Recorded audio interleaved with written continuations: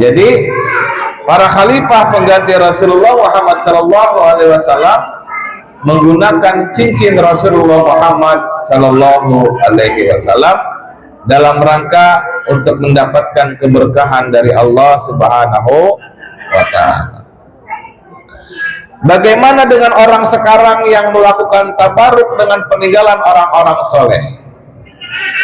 Imam As-Subki datang berkunjung ke tempat Imam Nawawi sejaman mereka. Namun rupanya Imam Nawawi sudah meninggal. Ini bukan Imam Nawawi yang orang Banten ya Bu, ya. Imam Nawawi yang menyusun kitab Arba'in An-Nawawiyah, kitab 40 hadis. Kemudian As-Subki datang ke tempat yang biasa digunakan oleh Imam Nawawi untuk mengajar. As-Subki menanyakan tempat duduk Imam Nawawi, kemudian oleh jamaah ditunjukkan kepadanya, hingga As-Subki menciumi tempat yang biasa digunakan oleh Imam An-Nawawi tersebut. Tuh, sesama ulama, saking hormatnya kepada ulama yang lebih senior, As-Subki menciumi petilasannya Imam Nawawi, gitu ya. Lalu bagaimana dengan tabaruk di tempat-tempat suci? Syekh Ibnu Hajar menjelaskan dalam kitabnya Fatawa Kubra bahwa sunnah muakkad hukumnya memuliakan tempat-tempat yang telah diketahui Rasulullah pernah berada di tempat tersebut. Begitu juga memuliakan tempat-tempat peninggalan ulama salihin, yakni orang-orang yang salih. Kenapa kemudian orang-orang di Indonesia, di Nusantara, terutama di Pulau Jawa, lebih terutama lagi, ada tradisi ziarah wali, menziarahi kekasih-kekasih Allah, karena itu adalah orang-orang solih. Bukan kita meminta hajat kita kepada orang-orang itu, tapi karena orang-orang itu telah didekatkan oleh Allah Subhanahu wa Ta'ala, Allah suka sama kekasih-kekasihnya, maka ketika orang-orang bermunajat di depan para makom kekasihnya, mereka memohon kepada Allah Subhanahu wa Ta'ala untuk keberkahannya berlimpah kepada mereka juga. Begitu maksudnya, ya.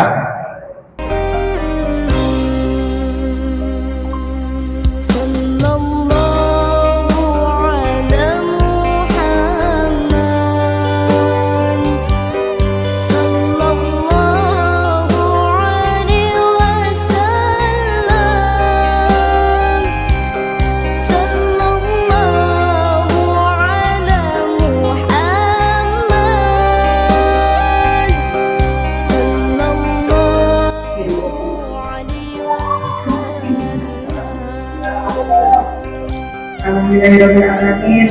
Terima kasih banyak kepada Ustazah Rohimah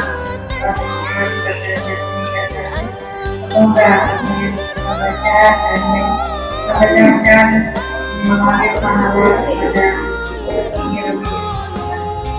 cara selanjutnya adalah waktu yang akan diberikan seperti yang kita baca kepada beliau. Syukran. A'udzu billahi minasyaitonir rajim. Bismillahirrahmanirrahim. Assalamualaikum warahmatullahi wabarakatuh.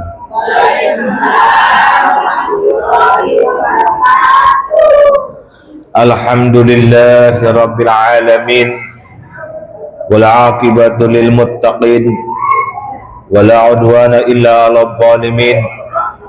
Asyhadu an la ilaha illallah wahdahu la syarika lah, al-malikul haqqul mubin, wa asyhadu anna Muhammadan abduhu wa rasuluh, sadiqul wa'dil amin.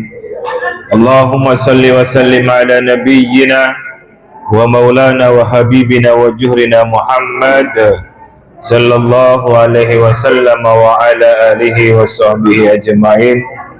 Allahumma aftah lana bi futuhil arifin, amin. Rabbana aftah bainana wa baina qaumina bil haqqi wa anta khairul fatihin. Wa ila hadaratin nabi ببركته وبموجزاته وبشفاعته بالبركة والكرم جميع مشايخنا من المشرقين المغرب خصوصا بالبركة والكرم شيخ عبد القادر الجيلاني وشيخ بهاء النقشبندي حضرة إمام مربد هذا الشيخنا المكرم شيخ عبد الله مبارك بن محمد الشيخنا المكرم شيخ أحمد شاهد ووفاة تاج العارفين وجميع أولياء الله في هذه القرية وفي هذه البلاد. الفاتحة. أعوذ بالله من الشيطان الرجيم. بسم الله الرحمن الرحيم. الحمد لله رب العالمين الرحمن الرحيم مالك يوم الدين. إياك نعبد وإياك نستعين اهدنا الصراط المستقيم صراط الذين أنعمت عليهم غير المغضوب عليهم ولا الضالين. Yang sama-sama kita muliakan Dewan Asatidah, Dewan Istadah, Ustazah Rahilah, Ustazah Rahimah, Ustazah Khadijah, Ibu Master of Ceremonial, Ibu MC. Mudah-mudahan yang ada di depan selalu diberikan keberkahan oleh Allah Subhanahu wa Ta'ala, selalu diberikan keistiqomahan dalam melaksanakan pelayanan kepada umat. Juga kepada Ketua Majelis Taklim Muslimat Nurul Hidayah, mudah-mudahan keluarganya selalu diberikan kesehatan oleh Allah Subhanahu wa Ta'ala. Sesepuh kita Ibu Hajah Titin yang sedang ada di rumah, semoga semakin disehatkan oleh Allah Subhanahu wa Ta'ala. Juga jamaah ibu-ibu, mudah-mudahan Allah Subhanahu wa Ta'ala selalu mempercantik wajah dan batinnya. Amin. Allahumma amin. Ini hari masih masuk bulan Muharram, tahun baru 1448 Hijriah, dan kita berbahagia karena di antara jamaah yang lebih dari 40 hari yang lalu berhaji kembali pulang ke tanah air dengan selamat, sehat. Bu Hajah Neni, alhamdulillah. Mudah-mudahan menih ya, menih. Bu Hajah Menih, mudah-mudahan hajinya mabrur, amin. Allahumma amin. Yang belum, insya Allah nyusul tahun ini 1448 Hijriah, mudah-mudahan segera. Yang udah nomor porsinya berangkat tahun 2027, semoga benar-benar diberangkatkan oleh Allah Subhanahu wa Ta'ala dan istita'ah, amin. Para bapak, para ibu yang dirahmati oleh Allah, kajian kita siang hari ini ringan-ringan saja. Saya beri judul Tabaruk. Tabaruk. Ya, di dalam Al-Quran ada tabarok. Ya. Tabaruk itu sinonimnya adalah berkah. Berasal dari kata barokah, al-barokah, artinya nikmat, ya. Sesuai dengan Kamus Al-Munawwir, istilahnya berkonotasi sama, ya, mubarak, tabaruk. Istilah berkah mengandung makna yang bermacam-macam, disesuaikan dengan penggunaan lafaz tersebut dalam rangkaian sebuah kalimat. Kedua, arti lafaz tersebut mencakup sesuatu yang dapat dirobak dan yang tidak dapat di-i'rab, ya. Artinya berwujud nyata maupun tidak nyata secara bersamaan. Tabaruk atau berkah, ya, di dalam Kamus Besar Bahasa Indonesia adalah karunia Allah Subhanahu wa Ta'ala yang mendatangkan kebaikan bagi kehidupan manusia. Kembali, karunia Allah Subhanahu wa ta'ala yang mendatangkan kebaikan bagi kehidupan manusia. Berkah atau barokah artinya juga adalah ziyadatul khair, yakni bertambahnya kebaikan, sebagaimana disebutkan oleh Imam Al-Ghazali ya di dalam kitab Ensiklopedia Tasawuf ya.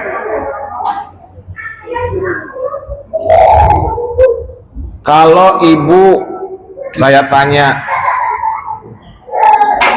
biasa ngangkat barang ya Bu ya, beras ibu bisa angkat berapa kilo Bu maksimal? 5 kilo Bu, serius cuma 5 kilo doang?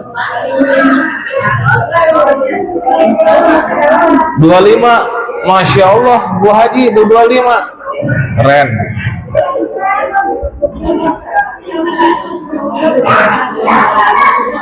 Beras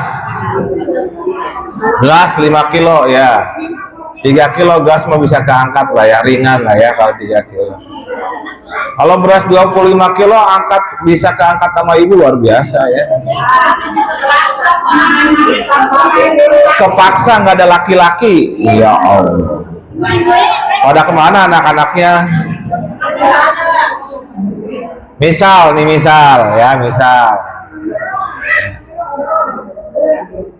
Bu Grendel cuma 10 kilo kuatnya, misalin ya 10 kilo. Lalu Ustazah Rohilah misalkan 15 kilo kuatnya. Ibu Haji Sapriani itu 25 kilo. 25, 15, 5 kilo ya.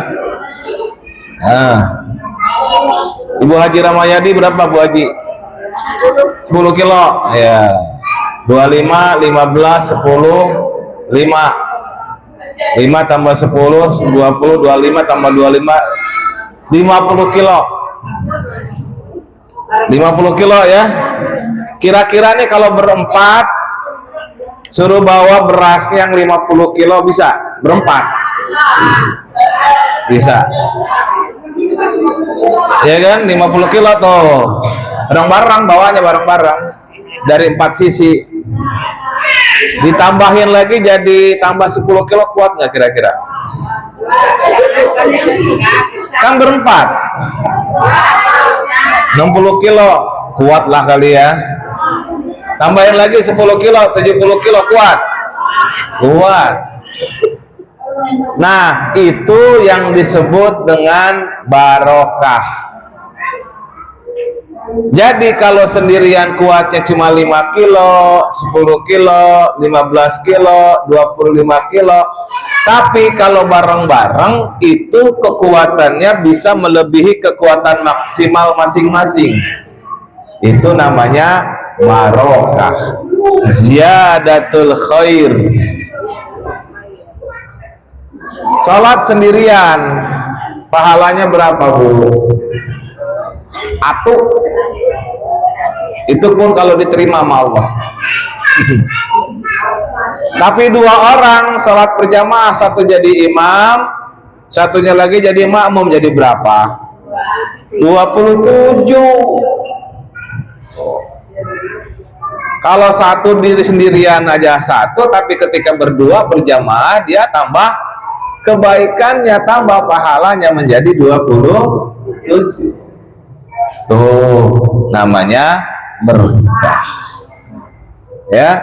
Itu jadi kata Imam Ghazali, barokah itu adalah ziyadatul khair. Menurut Al-Quran ditegaskan di dalam sebuah ayat, surat Shad ayat 29, A'udzu billahi minasyaitonir rajim.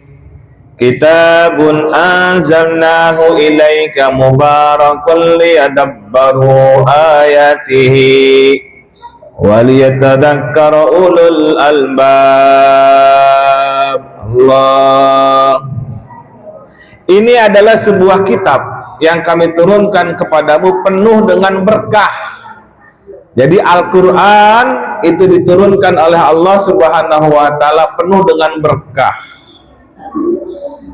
Liyadabbaru ayatihi, supaya mereka memperhatikan ayat-ayatnya, waliyatadzakkara ulul albab, dan supaya mendapatkan pelajaran orang-orang yang mempunyai pemikiran, yang mempunyai pikiran. Jadi di dalam Al-Quran itu keberkahannya banyak sekali. Nah, ini satu ayat. Ayat yang lain, wa qur rabbi anzilni muzalam mubarakan wa anta khairul munzilin. Dan berdoalah, ya Tuhanku, tempatkanlah aku pada tempat yang diberkati, dan Engkau adalah sebaik-baik yang memberi tempat. Al-Quran surah Al-Mu'minun ayat 29. Bahkan dalam beberapa kalangan sufi yang dia hendak mandi, ini baca ayat ini insya Allah dapat keberkahan dari Allah. Rabbi anzilni munzalam mubarakan wa anta khairul munzilin. Ya. Ayat yang lain, tabarakasmu rabbika dzil jalali wal ikram. Surah apa, Bu? Ar-Rahman. Sering dibaca sama ibu-ibu, surah Ar-Rahman. Maha agung nama Tuhanmu yang mempunyai kebesaran dan karunia. Yang lain lagi, qalu ata'jabina min amrillahi rahmatullahi wa barakatuhu alaikum ahlal bait innahu hamidum majid. Maka tatkala rasa takut hilang dari Nabi Ibrahim dan berita gembira telah datang kepadanya, dia pun bersoal jawab dengan para malaikat, ya, bersoal jawab dengan para malaikat tentang ahlu bait, tentang kaum Nabi Lut, ya. Rahmatullahi wa barakatuh, mendapatkan kabar gembira, ya, dari Allah Subhanahu wa Ta'ala. Rahmat dan keberkahan disampaikan kepada Nabi Allah Ibrahim alaihi salam. Ya. Ada lagi, bismillahirrahmanirrahim, inna rabbakumullahu alladzi khalaqas samawati wal arda fi sittati ayyam thumma istawa 'alal 'arsy. Sesungguhnya Tuhan kamu ialah Allah yang telah menciptakan langit dan bumi, dan Allah Subhanahu wa Ta'ala menciptakannya langit dan bumi dalam 6 masa. Lalu dia bersemayam di atas aras. Yuksil laylan nahara yatlubuhu hasisa. Dia menutup malam kepada siang yang mengikutinya dengan cepat. Wasyamsa wal qamara wan nujuma musakhkharatim bi amrih. Dan diciptakannya pula matahari, bulan, dan bintang-bintang masing-masing tunduk kepada perintahnya. Ala lahul khalqu wal amru. Ingatlah, menciptakan dan memerintah hanyalah hak Allah. Tabarakallahu rabbul alamin. Maha suci Allah, keberkahan milik Allah Subhanahu wa Ta'ala, Tuhan semesta alam. Berkah. Jadi semua ini Allah ciptakan dalam rangka menebarkan berkah Allah kepada kita semua umat manusia. Al-A'raf ayat 54, surah 7 ayat 54. Tabarakallahu Rabbul Alamin.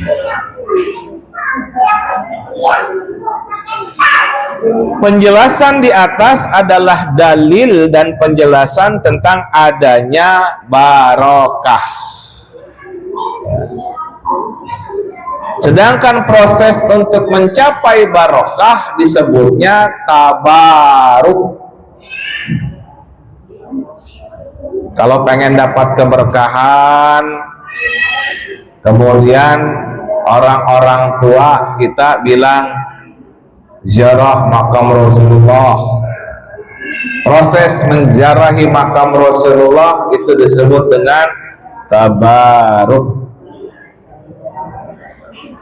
Kalau mau dapat kebahagiaan dunia dan akhirat, datangi orang-orang alim, minta nasihat kepada beliau. Di situ ada keberkahan. Maka prosesnya dalam rangka mendatangi, menziarahi orang-orang saleh tersebut namanya tabaruk. Bisa dipahami, Bu? Nah, apakah Rasulullah Shallallahu Alaihi Wasallam mencontohkan? Ya, Rasulullah Shallallahu Alaihi Wasallam tabaruk dengan 2 surah Muawwijatain. Apa itu Muawwijatain? Bu, Muawwijatain apaan?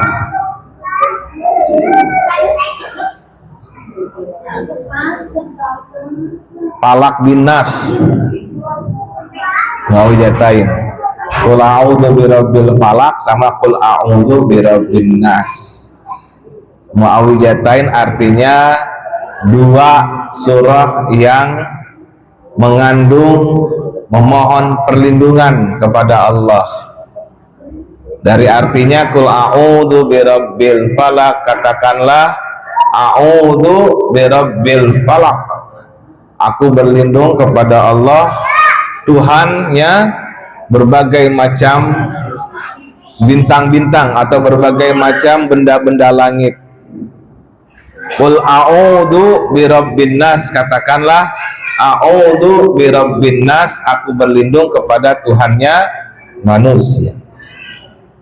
Hadisnya an Aisyah radhiyallahu anha anna Nabiy sallallahu alaihi wasallam kana yanfusu ala nafsihi fil marad alladhi mata fihi bil muawwidzat falamma taqala kuntu anfasa alaihi bihinna wa amsaha biyadihi li barakatiha.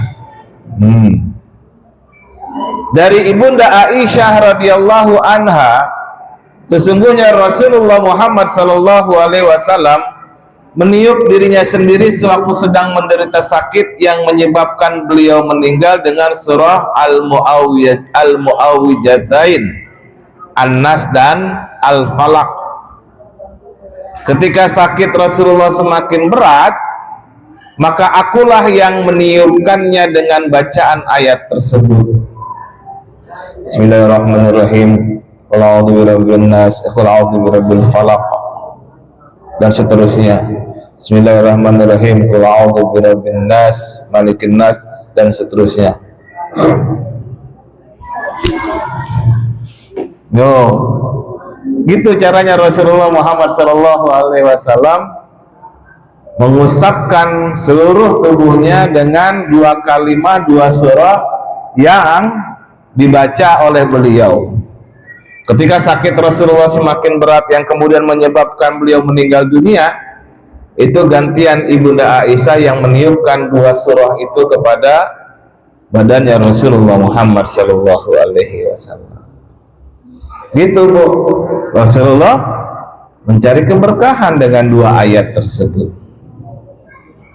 Bagaimana para sahabat?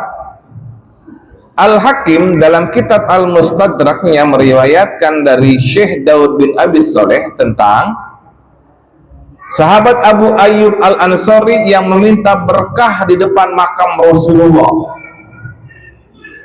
Dan menurut Al-Hakim riwayat ini adalah sahih. Begitu juga menurut Az-Zahabi. Ya. Jadi para peziarah makam Rasulullah Shallallahu Alaihi Wasallam sejak zaman dulu memang banyak, dan mereka mengharapkan keberkahan dari Allah Subhanahu Wa Taala melalui Rasulullah Muhammad Shallallahu Alaihi Wasallam. Bahkan seorang ulama terkenal yang namanya sering disebut oleh orang-orang di Nusantara, di Indonesia ini, termasuk di provinsi Banten ini, yang namanya Syekh Abdul Qadir Jailani Qaddasallahu sirrah. Beliau ketika berziarah ke makam Rasulullah untuk selanjutnya berhaji, beliau mukim di pusara Rasulullah Muhammad sallallahu alaihi wasallam selama arba'ina yauman. Kalau Bu Haji Menih, Bu Haji Rita kemarin cuma arba'ina salatan, ya, 40 sholat. Kalau ini arba'ina yauman, 40 hari, walayalan, dan 40 malam, mengharap berkahnya di hadapan makam Rasulullah Muhammad sallallahu alaihi wasallam. Jadi kalau ada orang zaman sekarang yang sengaja mukim di makam-makam orang saleh pun, itu kias terhadap para sahabat yang mengambil berkah di makamnya Nabi Muhammad sallallahu alaihi wasallam. Syekh Taqiyuddin Ibn Taimiyah atau disebut juga dengan Ibnu Taimiyah meriwayatkan dari Imam Ahmad bin Hambal, dari Imam Hambali, bahwa Imam Ahmad bin Hambal atau Imam Hambali sering ngalap barokah di sekitar mimbar Rasulullah. Ya, mimbar Rasulullah Muhammad sallallahu alaihi wasallam yang terletak di Masjid Nabi sering diambil berkahnya oleh Imam Ahmad bin Hambal. Ya, hal yang demikian ini menurut Ibnu Taimiyah juga pernah dilakukan oleh sahabat Abdullah bin Umar, Sa'id bin Musayyab, dan Yahya bin Sa'id. Ya, jadi kita jangan sok tahu ngelarang-larang orang ngalap barokah, ya. Oke, karena asarnya ada, hadisnya ada.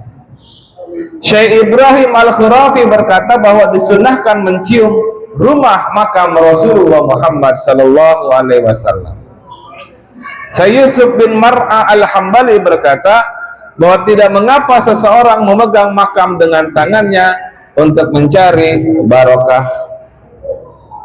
Syekh Samsuri dalam kitabnya Al-Wafa'ul Wafa menceritakan bahwa sahabat Bilal pernah ziarah ke makam Nabi, kemudian menangis dan menciumi makam tersebut. Subhanallah.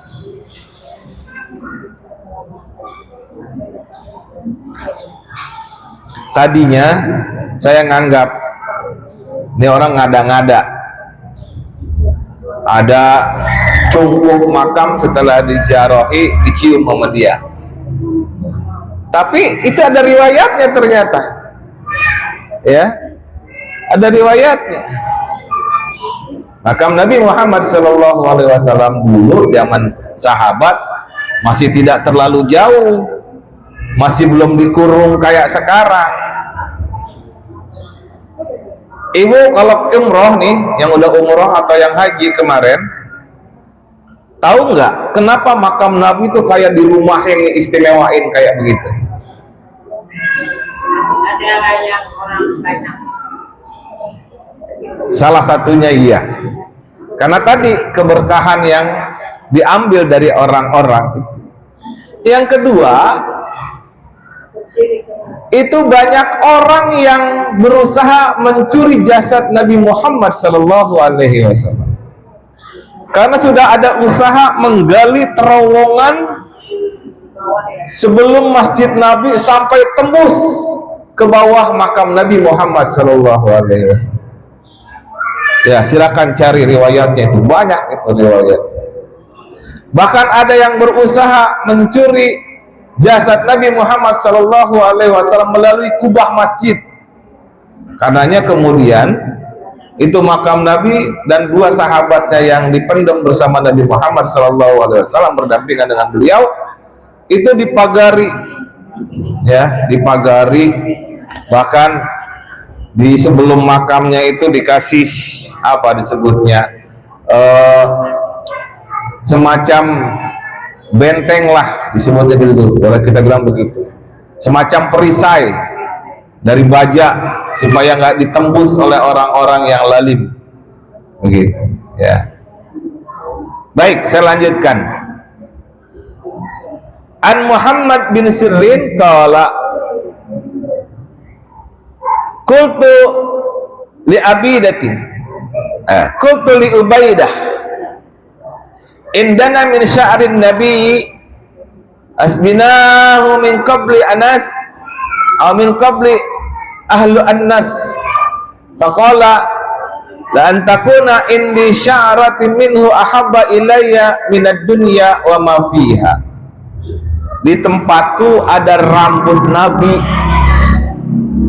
yang kudapatkan sebelumnya dari sahabat Anas, yang kudapatkan sebelum sahabat Anas, bahkan sebelum keluarga Anas mendapatkannya. Ini kata Muhammad bin Sirin. Kemudian Abu Ubaidah berkata, sungguh jika aku memiliki sehelai rambut Nabi, tentu akan lebih kucintai daripada dunia dan seisinya. Itu kata yang bilang itu Abu Ubaidah.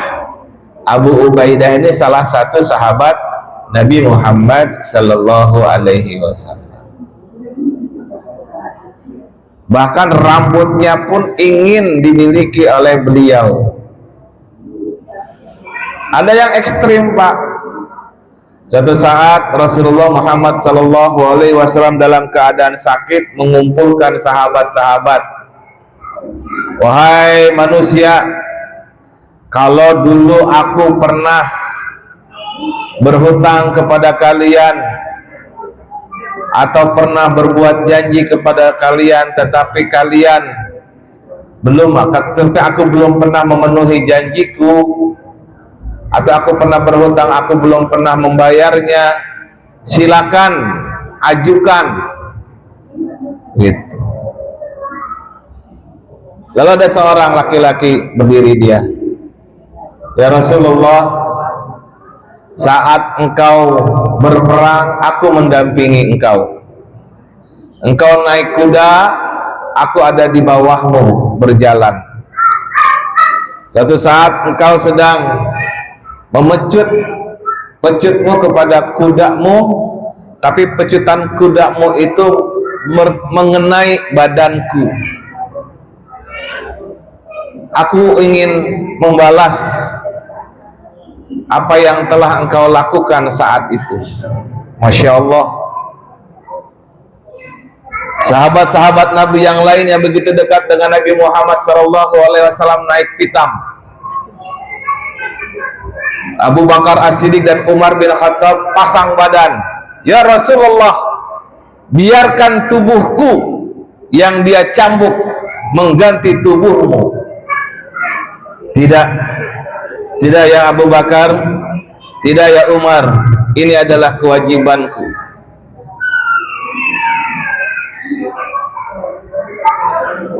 Kata orang yang tadi, ya Rasulullah, saat itu aku tidak mengenakan baju, maka lepaslah bajumu. Masya Allah, menangis semua yang ada di lapangan itu.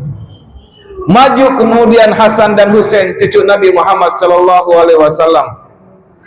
Kata beliau, ya Fulan, aku akan menggantikan datukku, menggantikan Nabi Muhammad SAW. Biar cambukmu yang mencambuk badan kami. Apa kata Rasulullah? Wahai cucuku Hasan dan Husain, mundur, ini kewajibanku. Maka dibukalah bagian atas baju Rasulullah Muhammad SAW.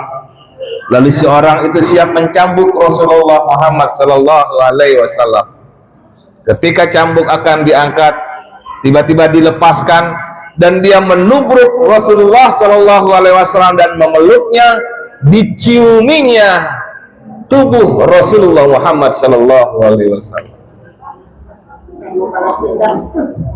Bukannya pengen balas dendam, tapi dia ingin mendapatkan keberkahan dari mencium aroma Rasulullah Muhammad Sallallahu Alaihi Wasallam, bahkan fisiknya dipeluk sedemikian rupa. Ini orang yang mencari keberkahan dengan tubuh Rasulullah Muhammad Sallallahu Alaihi Wasallam. Aromanya saja membuat dia menjadi bahagia, apalagi rambutnya, masya Allah. Jadi pernah rambut Rasulullah Sallallahu Alaihi Wasallam itu sempat diabadikan, kemudian ada yang rontok, kemudian oleh sahabat diabadikan, disimpan sampai 14.400 tahun pun masih ada. Sekarang pun masih ada di museum di Turki. Rambut Rasulullah Muhammad Sallallahu Alaihi Wasallam disimpan. Ini helaian yang tidak terlalu banyak, ada di sebuah tempat yang luar biasa. Ya. Nah, mana lagi? An Asma binti Abu Bakar radhiyallahu anha, beliau berkata, hadhihi jubat Rasulullah sallallahu alaihi wasallam kanat inda Aisyah hatta qabittu. Ini adalah jubah Rasulullah Muhammad sallallahu alaihi wasallam yang dimiliki oleh Aisyah radhiyallahu anha hingga kemudian Aisyah wafat. Hatta qabidat. Falamma qabituha. Ketika Aisyah wafat, maka aku menyimpannya. Wa kana Nabi sallallahu alaihi wasallam yalbasuha fa nahnu taghsiluha lil maradi yastasfa biha. Dahulu Nabi Muhammad Sallallahu Alaihi Wasallam memakai jubah tersebut dan kami mencucinya, sedangkan air cucinya untuk menyembuhkan orang-orang yang sakit. Oh, itu yang disebut dengan keberkahan. Tabaruk. An Ibnu Umar radhiyallahu anhu maqala ittakhadha Rasulullah sallallahu alaihi wasallam hataka min waraqi wa kana fi yadihi.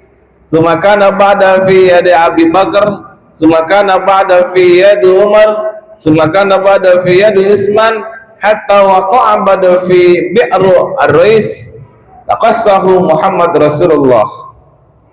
Dari Ibnu Umar radhiyallahu anhu, Rasulullah sallallahu alaihi wasallam memakai cincin dari perak.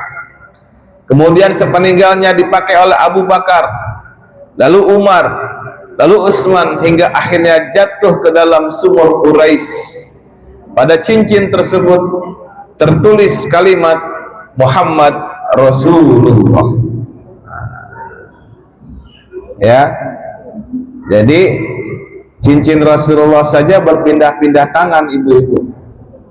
Kayak gimana cincin Rasulullah? Nih, dalam kitab Sama'il Muhammadiyah, ya, ada yang disebut dengan khataman nabiyyin atau cincin Rasulullah Muhammad sallallahu alaihi wasallam.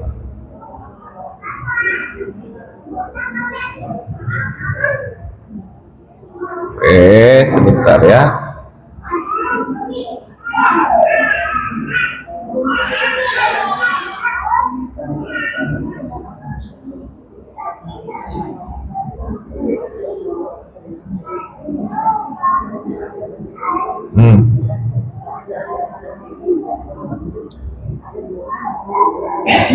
Jadi Rasulullah Sallallahu Alaihi Wasallam itu bercincin.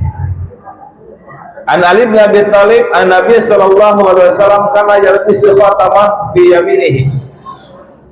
Dari Ali bin Abi Thalib radhiyallahu anhu, sesungguhnya Nabi Sallallahu Alaihi Wasallam memakai cincin di jari tangan kanannya. Ya, beliau menggunakan cincin, Bu.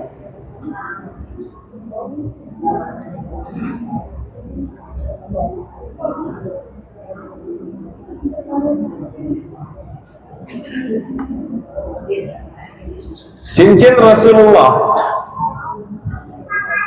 An Anas bin Malik qala kana khatamun Nabi sallallahu alaihi wasallam bi warqin wa kana fasihi habisyah atau habasyah. Cincin Rasulullah sallallahu alaihi wasallam terbuat dari perak, sedangkan mata cincinnya dari Habsyah, dari Ethiopia. An Anas bin Malik qala lama arada Rasulullah sallallahu alaihi wasallam ayyatuba ilal ajam qila lahu innal ajama la yaqbaluna illa katabaha alaihi khatam fa astana hataman faka'anna undur ila biyadihi fi kaffihi. Tatkala Rasulullah SAW hendak menulis surat kepada penguasa bangsa Ajam atau bangsa asing, kepadanya diberitahukan, sungguh bangsa Ajam tidak akan menerimanya kecuali surat yang memakai cap. Maka Nabi SAW dibuatkan sebuah cincin untuk cap surat. Terbayanglah dalam benakku putihnya cincin itu di tangan Rasulullah Muhammad Sallallahu Alaihi Wasallam. Nah, cincin Rasulullah tertulis kalimat Muhammad Rasul Allah, Muhammad Rasulullah. Ya, kurang lebih seperti ini, ibu-ibu. Dan itu kemudian dilelehkan lilin. Ketika lilin masih hangat, masih cair, ditempelkan stempel itu, ya, tempelkan cincin itu kepada lilin itu, dan itulah stempel Nabi Muhammad Sallallahu Alaihi Wasallam. Kita lihat surat yang ditujukan kepada pihak yang dikirimi surat oleh Rasulullah. Bisa baca, Bu? Bismillahirrahmanirrahim. Min Muhammadin Abdullah wa Rasulullah. Dan saya hanya bisa baca sampai di sini. Seterusnya karena nggak ada harokatnya, nggak ada titiknya, dan memang karena zaman itu belum ada sakel, belum ada titik, belum ada yang membedakan apa itu ba, apa itu ta, apa itu fa, atau sin, atau shin. Itu, ya. Nah, dilihat stempelnya. Itu stempel Rasulullah, Muhammad Rasulullah. Ini yang agak lebih terang, ya. Ada stempel Rasulullah Muhammad Sallallahu Alaihi Wasallam juga, ya. Ada lagi, tuh, ya. Ada lagi, ya, stempel Rasulullah Muhammad Sallallahu Alaihi Wasallam.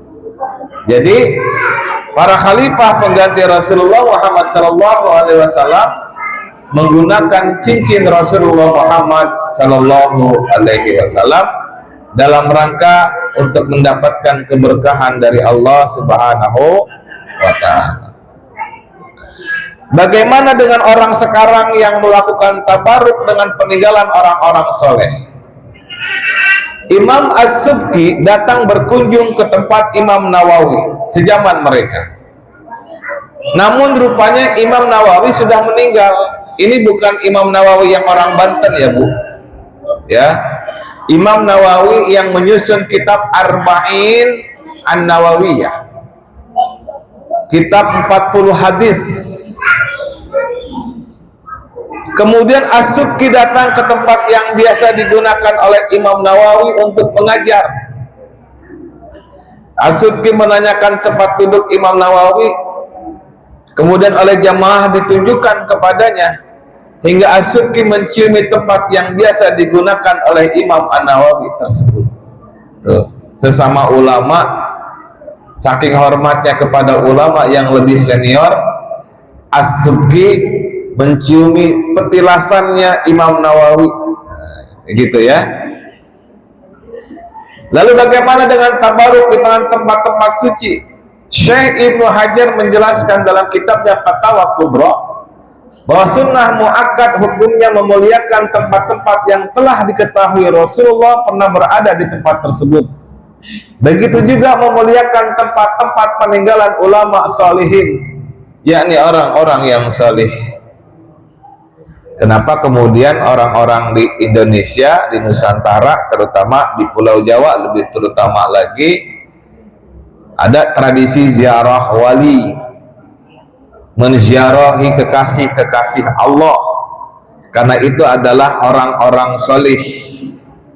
Bukan kita meminta hajat kita kepada orang-orang itu, tapi karena orang-orang itu telah didekatkan oleh Allah Subhanahu wa Ta'ala, Allah suka sama kekasih-kekasihnya, maka ketika orang-orang bermunajat di depan para makom kekasihnya, mereka memohon kepada Allah Subhanahu wa Ta'ala untuk keberkahannya berlimpah kepada mereka juga.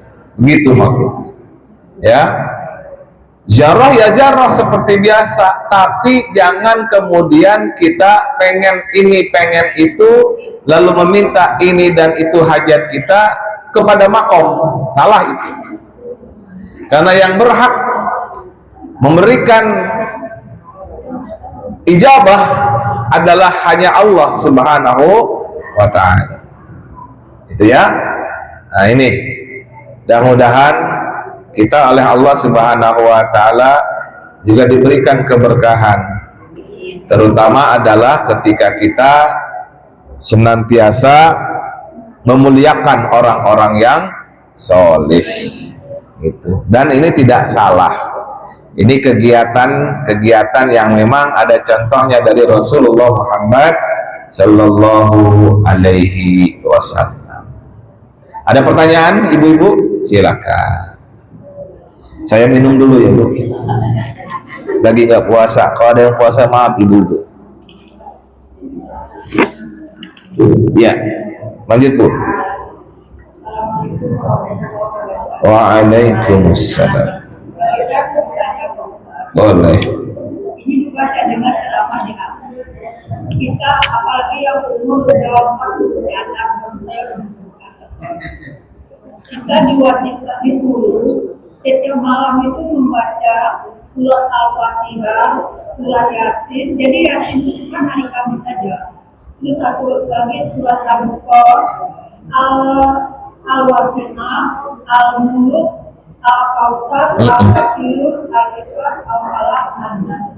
Yang saya tanyakan Pak Ustaz, apa keistimewaannya buat kita yang udah umur Iya, baik. Terima kasih. Bagus lagi kalau semua Al-Quran dibaca.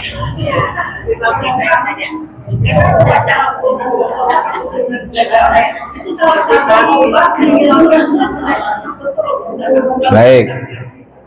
Baik, kembali ya. Anjuran untuk membaca Al-Quran memang sangat disarankan. Bahkan kita harus sering-sering mengingat Allah. Salah satu cara mengingat Allah adalah dengan cara membaca firman Allah, membaca Al-Quran. Boleh, karena mungkin waktu, karena mungkin fadilahnya, begitu ya. Kita baca surah-surah tertentu berdasarkan karena di dalam surah itu banyak diceritakan tentang kematian dan hari akhir. Surah Yasin. Ya, banyak diceritakan tentang kebesaran Allah Subhanahu wa Ta'ala, itu di surah Al-Mulk dan lain-lain. Kemudian tadi surah Al-Kafirun untuk mengecangkan tauhid kita dan lain-lain. Jadi silahkan, boleh-boleh saja dibaca, ya, boleh-boleh saja dalam rangka zikrullah, dalam rangka berzikir kepada Allah Subhanahu wa Ta'ala. Ya, jangan sampai kita lepas dari Al-Quran. Ustadz, lancarnya hanya bisa baca Yasin saja seperti hari ini. kita baca Yasin, entar malam Jumat kita baca Yasin, mangga silahkan. Karena dakwatul Islamiyah tidak memaksa sifatnya, tergantung kebisaan masing-masing, tergantung kemampuan masing-masing. Kalau ustadznya bilang, kalau gitu tiap malam baca Al-Baqarah tuntas, repot. 3 juz, 2 juz setengah Al-Baqarah kan, 286 ayat sesuai mushaf yang ada di Indonesia, kan begitu. Ulama sangat toleran, ya, karena lazimnya adalah biasa baca surah Yasin malam Jumat, ya surah Yasin paling cuma 10 menit gitu, ya. Jadi memang ulama itu dakwahnya sesuai dengan kapasitas jamaah gitu. Sebab kalau disuruh baca Al-Baqarah, Ali Imran, An-Nisa dalam satu malam, mundur duluan itu, kecuali bagi yang memang sudah terbiasa gitu ya. Sementara membaca ayat Quran itu kemudian bisa menghilangkan stres, ya benar. Di dalam ayatnya, a'udzubillahi minasyaitonirrajim, ala bidzikrillahi tatmainnul qulub. Ingatlah, dengan mengingat Allah akan menenteramkan kalbu, hati nurani. Stres itu sumbernya dari sini, ya. Banyak masalah kalau dia tidak bersandar kepada Allah Subhanahu wa Ta'ala, maka dia nggak bisa mengatasi persoalan itu, kecuali Allah yang mempunyai kekuatan, Allah yang mempunyai daya. Maka kita di hadapan Allah, la haula wala quwwata illa billah. Teu aya daya, teu aya kakiatan, kata orang Sunda. Ya, nggak ada upaya kita, nggak ada kekuatan kita di hadapan Allah. Lalu kemudian kita berlindung kepada Allah yang maha besar, Allah yang maha kaya, Allah yang maha berkehendak, Allah yang maha menguasai semuanya. Kita baca firman Allah Al-Quran, tenang diri kita, karena dari bacaan Al-Quran itu terresonansi kepada tubuh kita. Orang biasanya baca Quran itu dia menjadi tenang, apalagi kalau suaranya merdu. Itu suaranya nggak merdu pun, kalau baca Qurannya tartil, insya Allah merdu, ya. Apalagi kalau yang biasa qosidahan, kan begitu. Vokalisnya biasanya suaranya bagus, baca Qurannya juga biasanya bagus. Kita dengerin, aduh enaknya dengar suara orang yang membaca Al-Quran. Bahkan sahabat Umar bin Khattab bisa masuk Islam, hidayah masuk kepada qalbunya, wasilahnya apa? Wasilahnya apa? Ingat gak Bu? Sahabat Umar bin Khattab, oh Jagger Pak Bu, beliau itu, ya, jawara. Yang didoakan oleh Rasulullah Muhammad SAW untuk masuk Islam, di Mekah itu ada 2 Umar, ya, ada 2 Umar. Umar satunya gagah banget, Umar satunya juga gagah lagi. Tapi dua ya, hidayahnya masuk kepada Umar bin Khattab radhiyallahu anhu. Masuknya Islam gara-gara apa? Gara-gara dia nggak terima adiknya perempuan masuk Islam. Kata temannya Umar, hei Umar, ente mau nyantronin Muhammad, tapi ente nggak tahu adik ente udah masuk Islam. Waduh, naik pitam dia. Dia datang ke rumah adiknya. Sampai di samping rumah adiknya, dia dengar lantunan ayat Al-Quran dikumandangkan oleh adiknya. Tadinya mau marah, ketika dengar firman Allah yang dibaca oleh adiknya Umar bin Khattab, marahnya jadi rendah. Dia dengar lantunan ayat Al-Quran, Dari siapa? Dari adiknya. Ditanya oleh Umar bin Khattab, ini apa?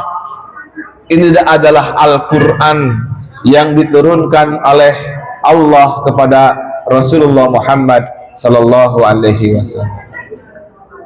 Apa kata dia? Pertemukan aku dengan Muhammad. Mau apa kakak?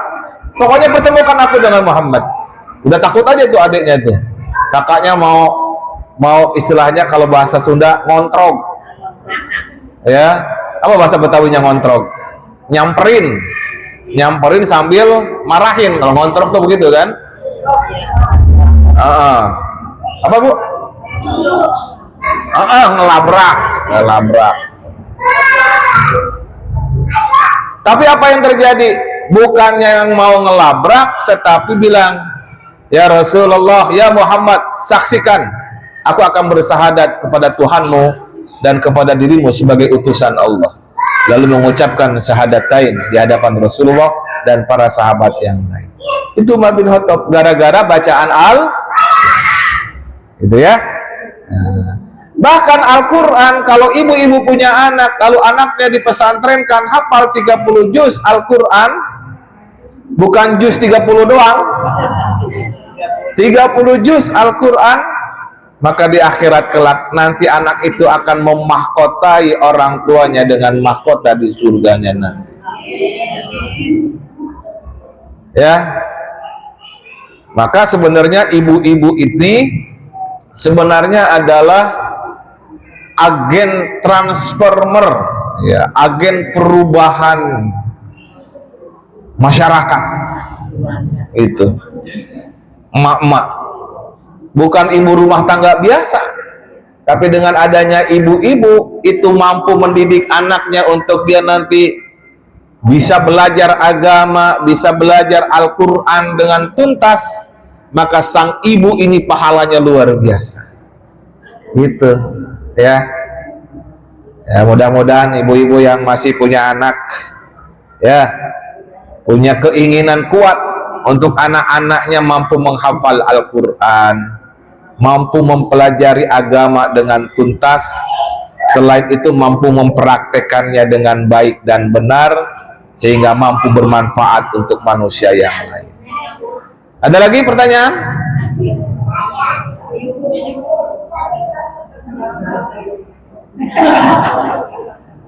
Pertemuan kemarin kita membahas apa? Masih ingat? Tentang niat. Sudah ada yang ngamalin?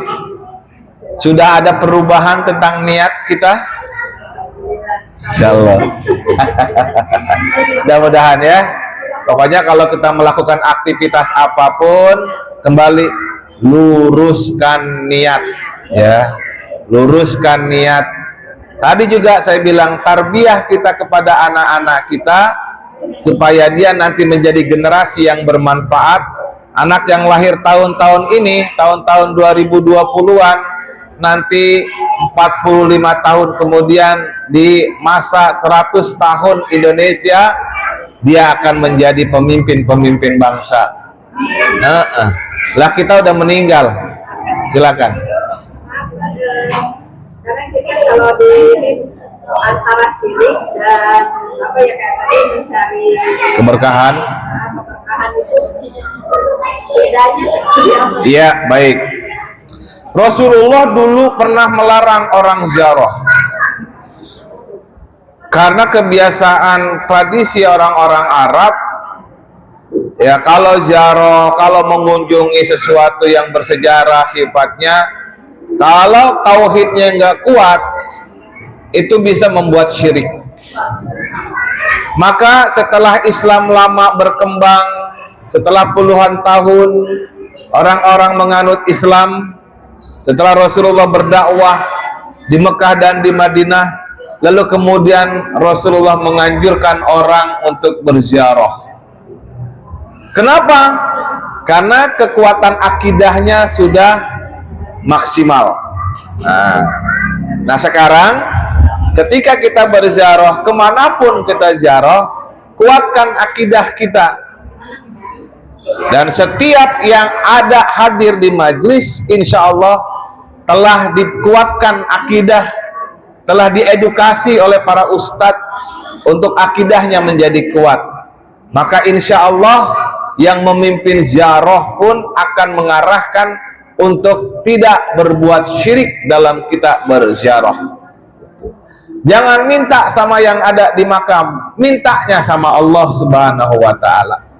Tapi karena orang yang kita ziarahi adalah orang yang soleh, orang yang dekat dengan Allah Subhanahu wa ta'ala, maka kelimpahan keberkahannya insya Allah jatuh kepada kita. Begitu, menular kepada kita insya Allah. Kayak begini nih, salah satu contoh keberkahan. Ustazah Rohimah deket sama wali kota. Kita tiba-tiba datang ke rumah wali kota yang nggak tahu siapa kita, Pak Wali Kota itu. Ujuk-ujuk aja datang. Kira-kira wali kota nauin kita kagak? Nggak bakalan.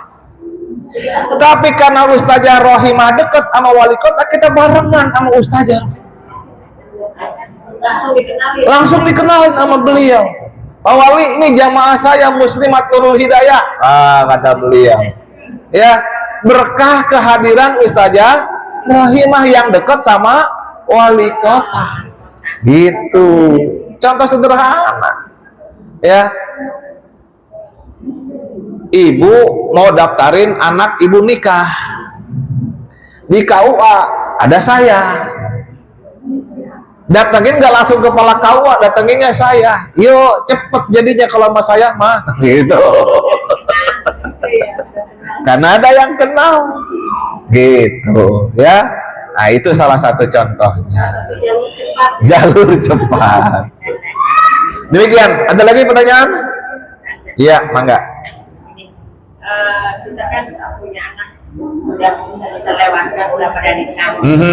Lalu sekarang dia kan punya anak, pada cucu. Iya. Cucu itu kan udah 8 sampai 30, lalu pada di pondok pesantren. Iya. Nah, kita dapat nggak tuh pahalanya? Insya Allah tetap dapat alirannya. Kenapa? Karena kita mendidik anak, yang anak itu mendidik anaknya supaya menjadi anak yang soleh atau soleha. Insya Allah. Allah boten sare, Allah nggak tidur, ya. Insya Allah ada kecipratan berkahnya. Amin. Ada lagi? Cukup ya. Demikian, mudah-mudahan bermanfaat. Yang hak datang dari Allah, yang keliru datang dari diri saya, mohon dimaafkan. Kita berdoa. A'udzubillahi minasyaitonirrajim. Bismillahirrahmanirrahim. Allahumma shalli ala sayyidina Muhammad wa ala ali sayyidina Muhammad. Salatan tunjina biha min jami'il ahwali wal afat wa taqdilana biha jami'al hajat wa tutahhiruna biha min jami'is sayyi'at wa tarfa'una biha indaka 'alad darajat wa tuballighuna biha aqsal ghayati min jami'il khairat fil hayati wa ba'dal mamat. Innal ladzina yubayyi'unaka innama yubayyi'una Allah yadullahi fawqa aydihim faman nakatha fa innama yanquthu 'ala nafsihi wa man awfa bima ahada alaihi Allah fasayutihi ajran azima. Ya Allah, ighfir lana dhunubana wa dhunuba abaina wa dhunuba ummahatina wa dhunuba ikhwanina minal muslimin wal muslimat wal mu'minina wal mu'minatil ahya'i minhum wal amwat. Rabbana la tuzigh qulubana ba'da idh hadaitana wa hab lana min ladunka rahmah innaka antal wahhab. Rabbana hab lana minas salihin. Rabbana hab lana minas salihin. Rabbana hab lana minas salihin. Rabbana hab lana min azwajina wa dhurriyyatina qurrata a'yun waj'alna lil muttaqina imama. Allahumma yassir alaina al-yusra alladhi yassartahu ala katsirin min ibadik wa aghna bi fadlika amman siwak. Rabbana anzilna munzala mubaraka wa anta khairul munzilin.